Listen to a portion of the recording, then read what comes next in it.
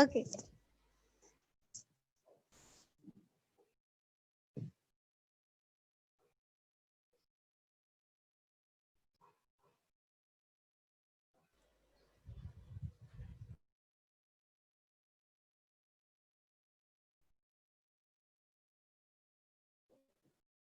Recording. I can't see the button.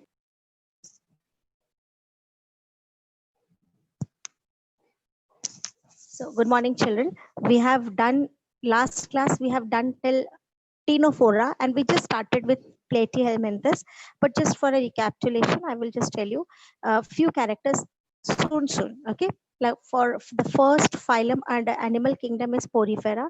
The word tells pore-bearing animals, animal completely with pores. Okay, porous. That's why they are called as pore bearing or poriferans. They are the most simplest animals, and they some characteristic features or peculiar characteristic features.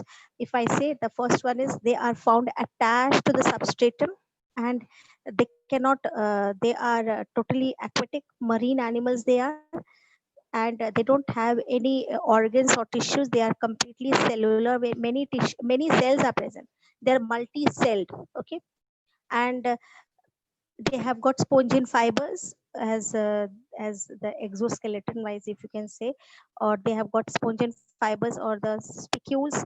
And if you talk about their various basic characteristic features, they are diploblast, they are acelomate, they are asymmetrical, and they have got what you call it water vascular system through which the ostia water with water current food and oxygen enters in, and through ossiculum it moves out. Okay, so this water vascular system helps them to get food and oxygen and to remove the carbon dioxide and the food waste. It moves out through ossiculum, so that is known as water vascular system.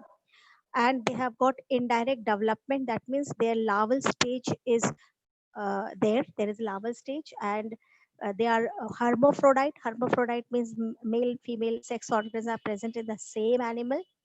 And the of course the fusion takes place inside the water, and the male and female gametes are released out and they fuse outside the body, external fertilization. And then the larval stage is motile. Okay, it is motile, and once after the metamorphosis, the larval stage gets metamorphized, changed, and then attaches again itself to the substratum and grow as a adult porifera. So that is all about porifera. Coming to coelenterata or coelentrates, coelentrates are also completely aquatic. You'll find them in the marine water.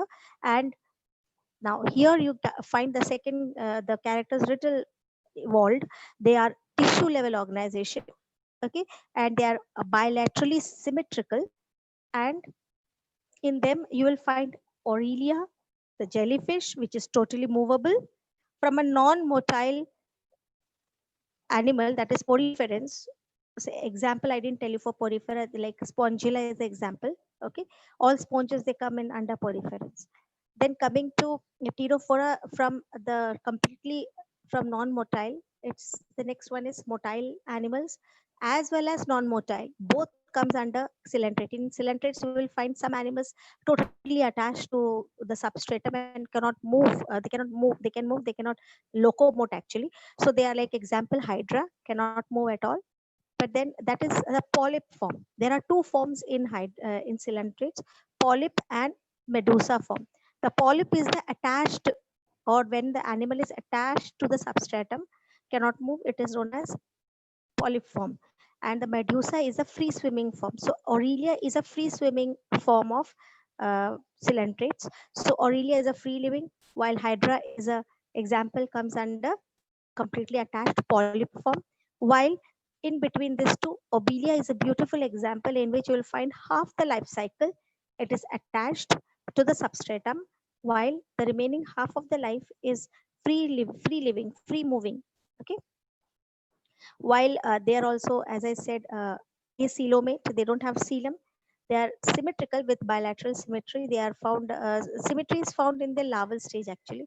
And then if you talk about their what is the other characters we talk about is the uh, They are also diploblastic, germinal leather cell organization, diploblast. Okay, and then the examples I told you. Then comes to ctenophores. Ctenophores are bioluminescent animals. They look very beautiful. They are also completely aquatic, found in marine water. Bioluminescent means they emit light when they move. Okay, whenever they move, they emit light. So the things look very beautiful inside the water because of their presence, and they have got a comb-shaped flagella, or sometimes they've got big whip-like flagella, and they have got complete walnut shape of body that is completely circled, no? Walnut shape. So they are the examples, and then uh, they too are bilateral symmetry. They show they are uh, diploblast, they are acoelomate. These are their basic characters. Okay, and that's it. Coming to the next one is, okay, in all of these organisms, they show indirect development. Okay, development is indirect in ctenophores also. Coming to platyhelminthes, the word tells platyhelminthes, like coming up to phylum, platyhelminthes and eschelminthes. The helminthus means worm. Okay, worms. And platy here means flat. So when they are dorsally ventrally flattened, that is, by seeing the structure, you are difficult to find out which is its dorsal side, which is its ventral side. That time we call it as dorso-ventrally flattened.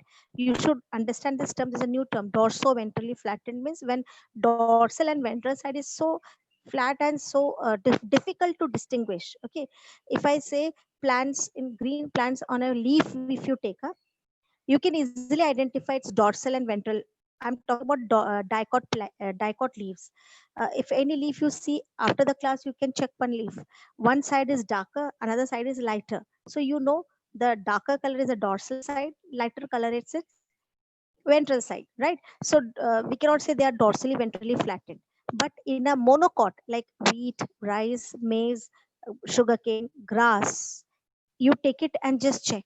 Grass you can all can check, no? You can check both the side. You will not be able to find the difference, because in monocots the leaf is dorso ventrally flattened, means both the color is also same.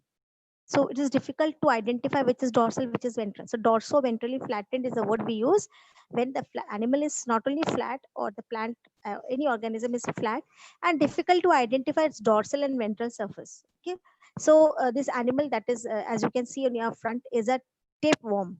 Tapeworm, or else we can call it as Taenia solium is the scientific name. And this grows long in size. You might have heard about children. In this platyhelminthes, you will find parasites like Taenia solium. This one, what is in your front, and planaria. You have heard many times in many examples during the basic classification when we learn the characteristic features of various divisions. We have learned that planaria was coming everywhere for fragmentation, for diploblast. So many characters. You found the name of planaria being a very, in evolutionary aspect, planaria is very important, because they showed in them only we can see the rudimentary eyes the first time. Eye like thing, eye means eyes, you understood, no, with which we see. Eye like things were found first in planaria, though it was non-functional. But that's why planaria has got a great role in the, or have importance in the evolutionary aspect, because many characters will see in planaria. It also comes under platyhelminthes. Planaria comes under platyhelminthes. Platyhelminthes, again, if you see, they have got parasitic like of organism, animals like tapeworm or Taenia solium. You have got free living uh, platyhelminthes also, like example is planaria. They are free living. They are not parasites. These example, what is in front of you, is a parasite which lives inside two hosts. Even human is one of the hosts, and then cattle or the dog and all other, they're another host. So these organisms, since they are parasites, they don't have as such digestive system. Why I'm talking about Taenia solium, not all, because they feed directly on the digested food. They have suckers and hooks. Hooks will attach itself to the intestine, and suckers will suck the digested food from the intestine. So they don't need digestive system as such. Okay, so like this, adaptations are found in them. and instead of mouth like cavity proper, they have suckers and hooks. So that is all about Taenia solium and planaria. Planaria coming up to there next is we'll see further about it reproduction all. Okay, this is bilaterally symmetrical, acoelomate. Okay, they don't have coelom, acoelomate, bilaterally symmetrical, and they are found parasitic, free living, both you'll find. Okay, we will move ahead. Flatworms are mostly endoparasites found in the digestive system of animals, including humans. The parasitic members possess hooks and suckers, and some of them use the surface of their body to absorb nutrients directly from the host. Flatworms have specialized cells called flame cells, which help in osmoregulation and excretion. The members are hermaphrodite. Just pause it here. Fertilization.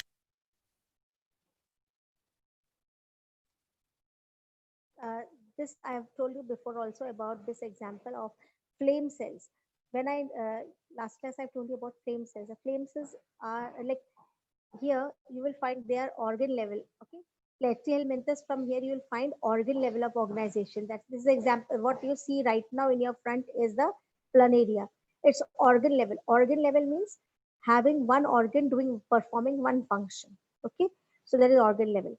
Now coming to excretory system. For excretion, they have got flame cell. Now, for now and for further studies, you should remember whichever, like in our body, we have kidneys, a pair of kidneys for excretion. Now, excretion, when we say the excretory organ does two very important functions. One is, of course, excreting the metabolic waste, or sorry, not metabolic, rather digestive waste. Whatever we eat, sorry, what I'm talking about, metabolic waste. So that is the digestive tract. When we talk about excretory system, that is kidneys, or here we are talking about flame cells and all, they remove the metabolic waste from each and every cell. When they perform any activity, they produce some nitrogenous waste. These nitrogenous waste are very toxic in our body if it remains inside the body. So it is the right, it has to be taken out of the body, and that is done by the excretory organs. Like in insects and in uh, platyhelminthes, they have got flame cells which will excrete out the nitrogenous waste. These wastes are known as nitrogenous waste. Like in our body, kidneys do the function of excretion of metabolic waste, that is nitrogenous waste in the form of urine. When we pass out the urine, all the nitrogenous compound which is toxic in nature is removed from our body. So excretory organ has the function, actually has two functions. Number one, excretion of the nitrogenous waste from the body, and the second very most important function of all the excretory organ is to osmoregulate. Now what does it mean? It means it will regulate, as we have for fan we have a regulator to increase and decrease the speed. Same way, that is a regulator, the word is used here, osmoregulator. That means it will increase and decrease the system inside in such a way that our body pH, hydrogen ion concentration, mineral ion concentration, all these things have to be regulated to be normal. Okay, so the function of kidney or flame cell or nephridia, you're going to learn different names of these excretory organs. Okay, in different animals, different type of excretory organs are present, but their basic function of excretory organs are two only. Number one, excreting out the metabolic waste, that is nitrogenous waste. Number two, to control the pH level, the mineral level, water level inside our body, that is known as osmoregulation. And a very important, if we are normal, if we are not have some, everything to move on normally, it is very important that inside us, the osmoregulation takes place proper. And that is done by kidneys. Okay. Second thing is about this animal is platyhelminth. They are also hermaphrodite. As you can see in the figure, testes and ovary both are present. Okay, hermaphrodite means having both the sex organs in the same animal. Okay, go ahead. Is internal and development is through many larval stages. Okay, Some members, here I always say I will not stop and tell you the when I taught, I think you were not there. That means the internal and external fertilization. I have given you one small definition about both. I told you whenever the fuse, what is fertilization or syngamy? It means whenever the gamete fuses, male gamete with a female gamete, when they fuse, this process is known as fertilization or syngamy. Now, if fertilization takes place inside the body, we call it internal fertilization. If the fertilization takes place outside the body, it is known as external fertilization. Since you know some of the external fertilization, like frog shows external fertilization, fish shows external fertilization.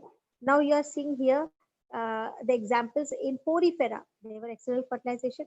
But here, what you see is in fertilization is internal. That is, since male and female gametes are produced inside, they are the what do you call it? The sexual reproduction is internal. That is, fertilization takes place in internal, but they have got indirect development, means they have got larval stage in between, a stage which is a little different from the adult. There is a larval stage. So they have got larval stage, that is indirect development. Now, 2-3 times I've already paused to explain you this, that larval stage means indirect development.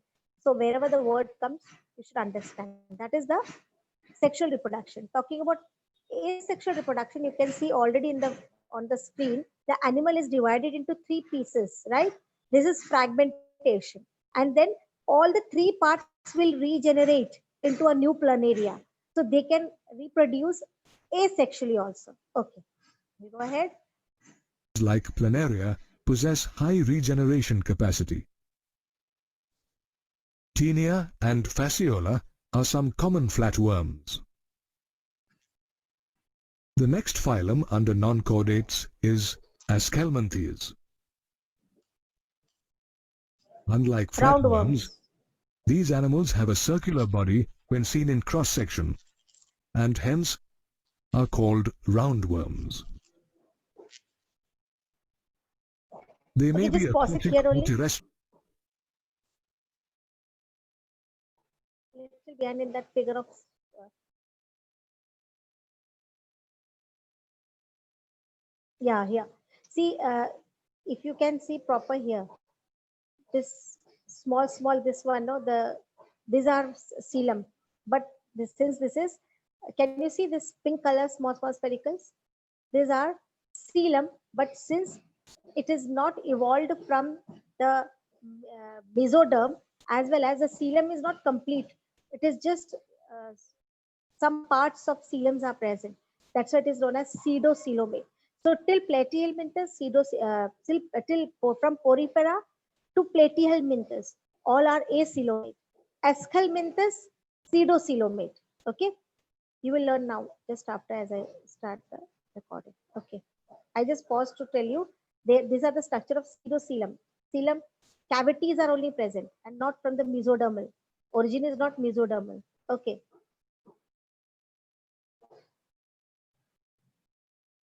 Roundworms. They may be aquatic or terrestrial, free-living or parasitic in plants and animals. They are bilaterally symmetrical, trypoblastic, pseudocoelomate animals with organ system level of body organization. In Okay, just Aschelminthes, wait. the Okay. See, as I told you before also, what is in front of you are the names like Porifera, Coelenterate, Ctenophora, like this in the sequence. If it is asked, you should know the proper sequence. You cannot write Coelentrates first, then Porifera. You cannot change even one phylum up and down because all are kept phylogenetically. That means on the basis of evolution. And same way, it is easy to remember and learn also. Like Porifera, when any one phylum comes to write its basic character. So if you can remember, yeah, esculmins are the only one till there. That means you will find acoelomate. So you don't have to learn one character for every time. Yes, from Porifera to Platyhelminthes, for all the phylum we can write acoelomate like that. Okay, so easy to remember. Esculmins are the ones from here. Platyhelminths are organ level. Okay, But after that, Eschal means here we start with, once we start with organ system, then everywhere it is organ system. This is Eschal means our organ system. Okay, and then again a variety you will find here is, you will find they are found in aquatic, that is in water, as a parasite, and free living. All the three, for example, that's why I said as phylogenetically it is kept so proper, and you cannot put one phylum up and down also, you will not get marks.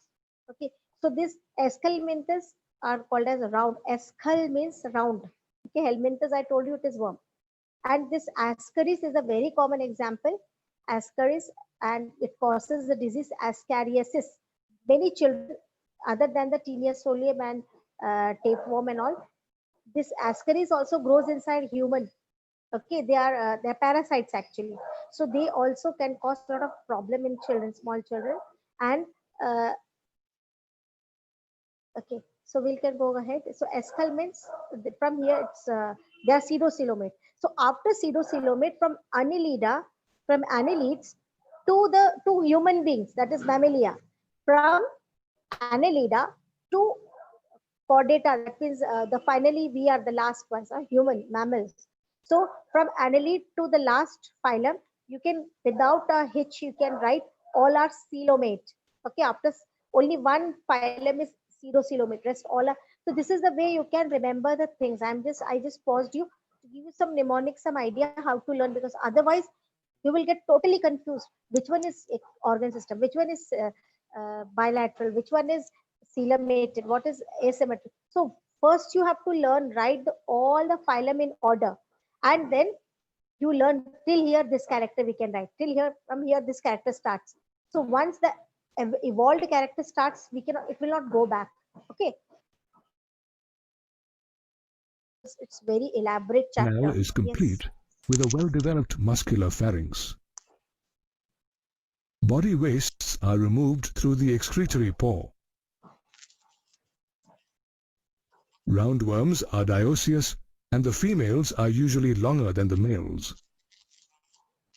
Fertilization is internal, with direct or Dioecious means indirect separate development. sex organ. Here also, some Ascaris example shows and direct Wuchereria development, some are shows common members of this indirect phylum. development. We studied how non-chordates are Disease process. classified into different phyla on the basis of certain morphological and anatomical features.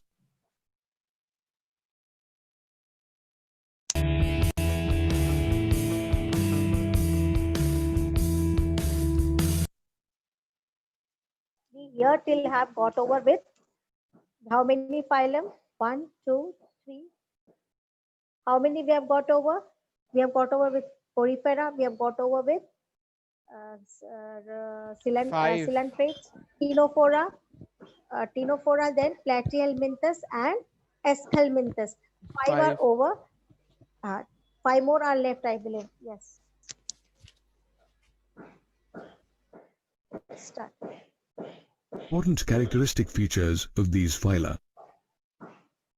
Let's begin with phylum Annelida. The members of this phylum may be aquatic or terrestrial, free-living or sometimes parasitic.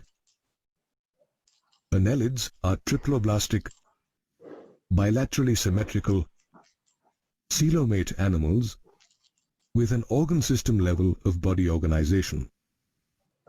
These animals have well-marked segments or metameres These on their characters now body. you can write for all.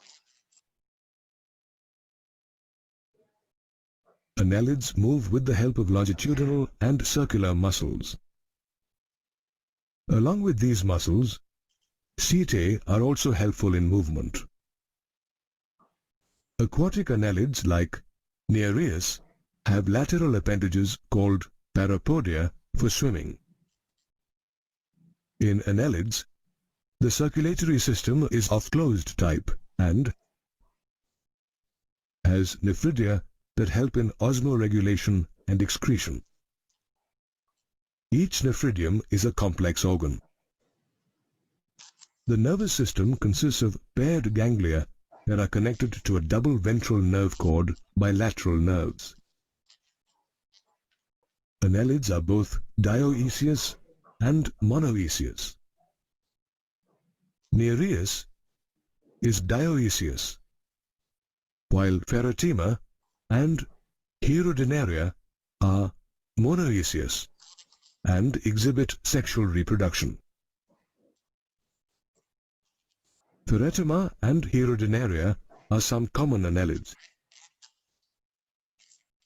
The next Okay. phylum, Just- Arthropoda, Okay, here, before we enter into arthropods, let me tell you, I don't think any of the words were new, but still, few things I will tell, like the basic character. The things will get, and if you remember the terms, now it will be easy for you to learn. Okay, and please do make the, notes somewhere where you will can easily write and learn about the characters in your ways. I mean, you make tabulated form in which you can write the characters, which will be same characters, just copy it so that when you, unless and until you don't make or write somewhere, you will not remember it. Okay, now here are annelids. Annelid are bilaterally symmetrical. They have got they have got coelomate animals, that means they're triploblast, and the mesodermal coelom makes it coelomate animal.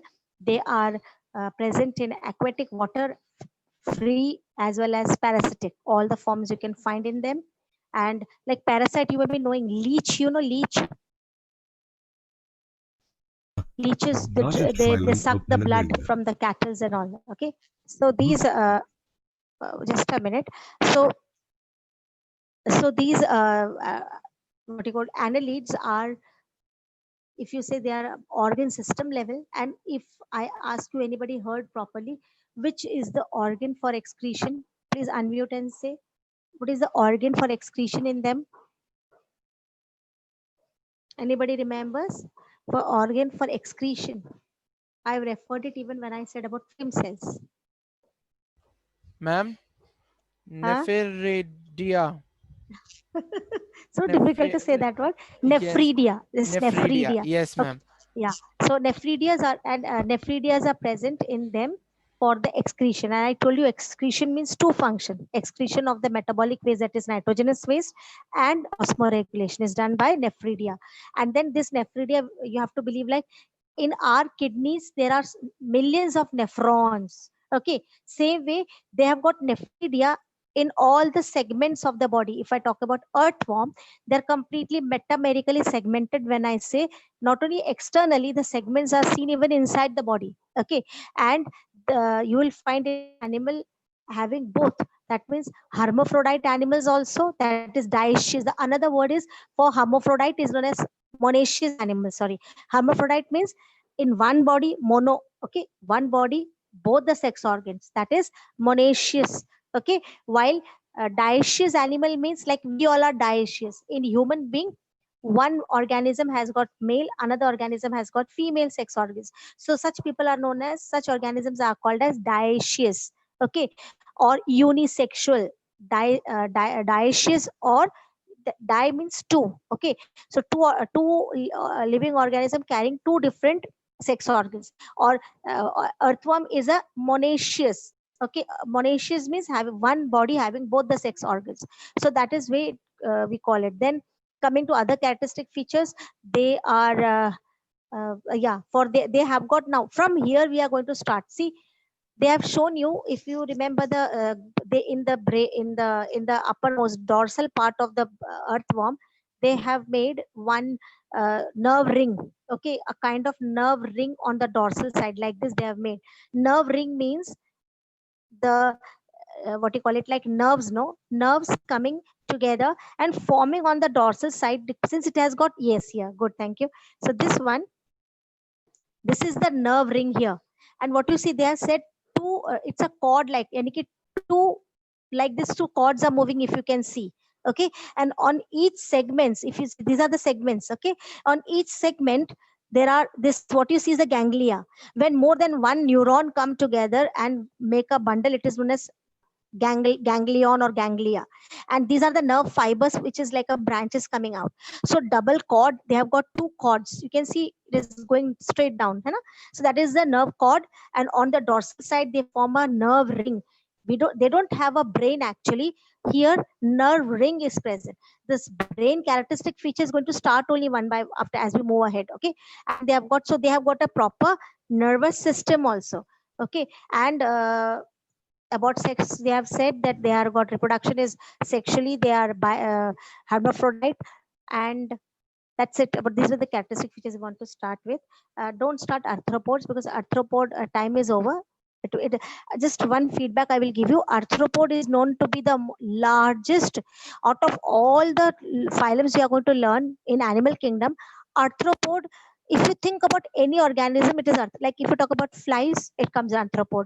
If you talk about mosquitoes, arthropod. So major scorpions, arthropod. So majority of the organisms, when you will think about, they're coming under arthropoda. So arthropods are known as the largest phylum. That means having many diverse animals in them,